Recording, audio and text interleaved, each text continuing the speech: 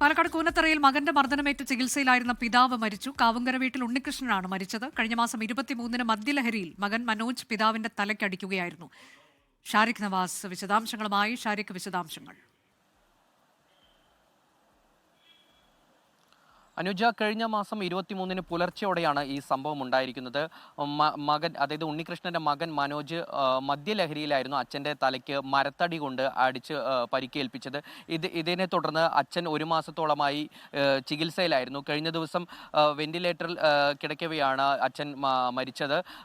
ഇതുമായി ബന്ധപ്പെട്ട് 23-ന് തന്നെ 1 മണിക്കൂറിൽ തന്നെ മകനെ ഷൊർണൂർ പോലീസ് കസ്റ്റഡിയിലെടുത്തിരുന്നു. അദ്ദേഹം ഇപ്പോൾ റിമാൻഡിലാണ്, ജയിലിൽ കഴിയുകയാണ്.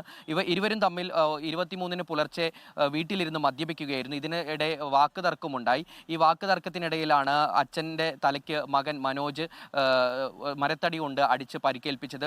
പരിക്ക് ഗുരുതരമായതിനാൽ 1 മാസത്തോളം ചികിത്സയിൽ കഴിയുകയായിരുന്നു.